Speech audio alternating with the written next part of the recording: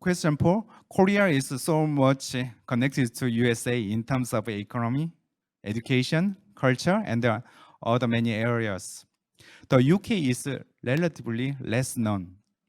What aspects of study areas are good or better than USA? 저희 말 발음이 좀 익숙해지셨죠? This question again, Randall and I will answer this question.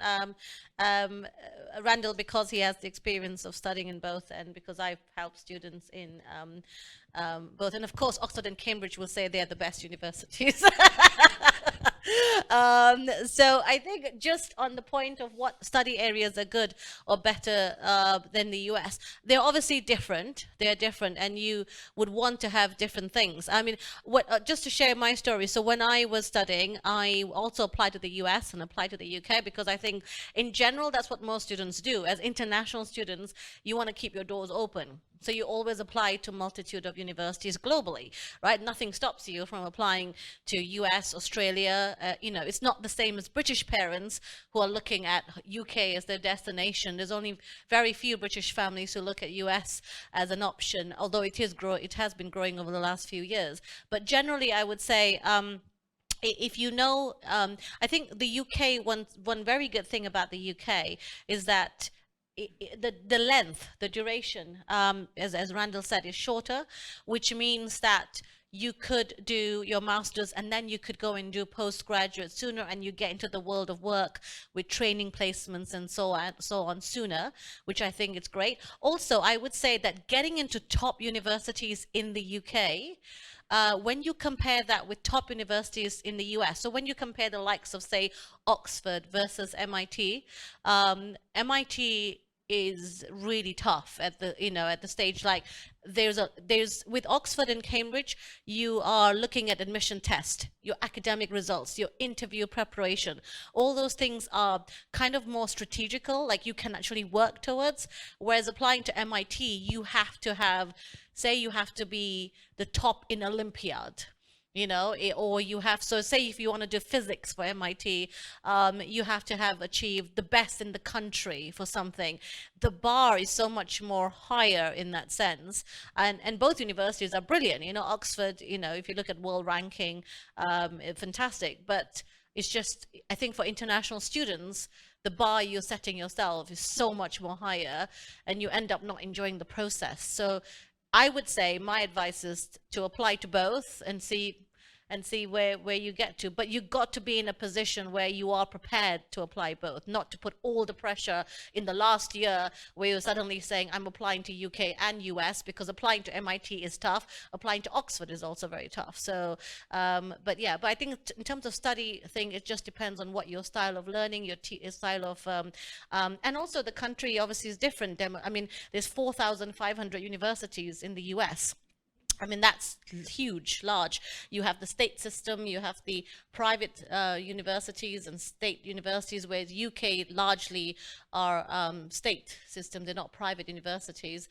But yeah, I would say it's down to that. Randall, do you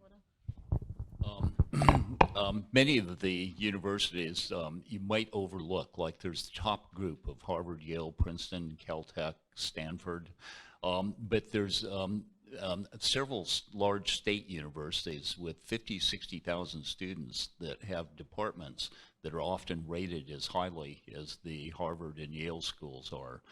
Some of those are University of Washington, the University of California schools, Wisconsin, Philadelphia, Miami, New York University.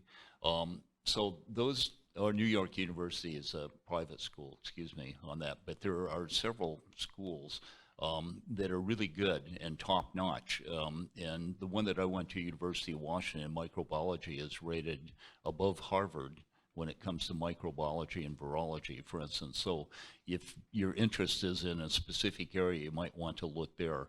Other than that, the U.S. is probably more closely aligned with Korea in a sense of being technical in training.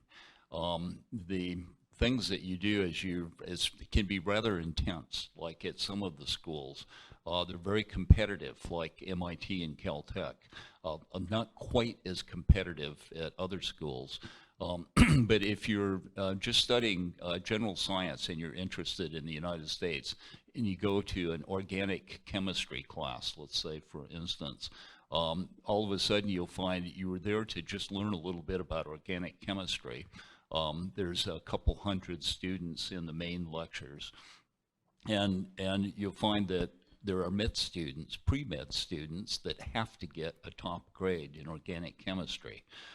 So all of a sudden you're competing against students whose whole future career depends on getting a top grade. Many of them have actually sat in on the classes before or been tutored and know a lot about the topic before they ever take it. So there's a lot of interesting little political things that you have to account for when you're studying in the US. The biggest thing that I noticed in the UK when I first came, and when students first start, is there are many tables about where you want to volunteer, what social aspects you might want to participate in.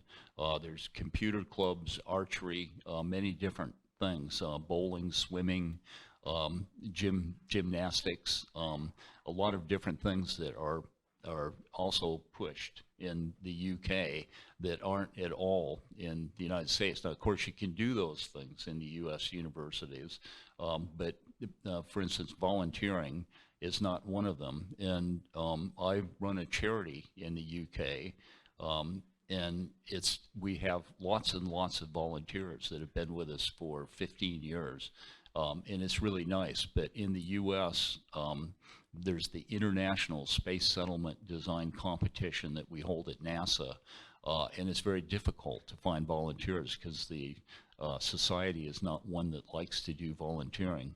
I'll add one other little thing is when I first came to Oxford, the professors that I worked with held a small dinner in a 13th century library that held about 12 people. And they read from a book from somebody that was sitting in that same chair in 1247, something like that. But the main point that he made is and I told this little story in Hong Kong, and I think it sums up one of the differences, is they said that Dr. Perry is going to teach us about science, and we're going to teach him how to debate. There's a big emphasis in the UK on speaking back and forth with people and debating and understanding, and that really, we'll get to this later, is a major component of the interviewing. Interviewing in Oxford and Cambridge is about reasoning and how you think.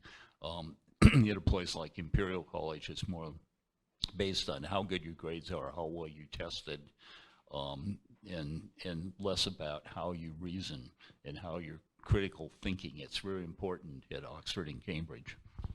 Sorry, just to add to that, Oxford and Cambridge is unique in the most unique universities compared to other universities around the world because of the collegiate system, the supervision system, which I'm sure later on you'll hear that from Andre about how to choose colleges. So actually that makes Oxbridge very different to anywhere else. So the supervision, the collegiate is a very different style of teaching and learning. So again, you need to sort of comprehend whether that's the kind of style of learning that you want, but it is very different to the US. 사실 질문했던 그죠? 스터디 에어리어보다는 약간은 그 공부하는 방식, 그죠? 왜 이런 것들에 좀 더 집중해서 좀 얘기를 해주는 것 같아요. 그래서 당연히 리서치가 되게 중요하고요. 그다음에 옥스퍼드, 캠브리지 같은 경우는 1대1 수업을 거의 대부분 해요. 그러니까 굉장히 많은 책을 읽고, 그러니까 뭐 에세이 5,000자 에세이를 그죠? 뭐 보통 3개나 4개 정도 일주일에 내고, 그걸 하나 만들려고 하면 책을 한 20권 정도, 25권 정도 읽어야 되니까 거의 뭐 75권에서 100권 정도는 읽어야 되는 거죠. 그런 식으로 그죠? 하고 1대1 이렇게 하는 거죠. 그다음에 네가 생각한 논리가 어떤 거냐, 네가 알고 있는 지식이 뭐냐, 이게 아니라 네가 아는 논리가 뭐냐, 네가 주장하려고 하는 게 뭐냐, 왜 이런 식의 그죠? 논문인 거죠. 그죠? 리즈닝이라고 얘기하는 게. 그래서 그거에 대해서 네가 논리적으로 합당한 이유가 있다라고 하면 점수를 주는 거예요. 그러니까 여기서는 drop out rate라고 하죠. 중간에 그만두거나 왜 그냥 전공을 바꾸거나 왜 이런 학생들이 거의 없어요. 그러니까 3% 정도 공식적으로는. 그러니까 하버드나 예일 뭐 이런 데는 거의 30%, 40% 그런 얘기를 하잖아요. 그러니까 왜 이런 방식이다, 그죠? 그런 이유를 좀 얘기를 해주고 있어요.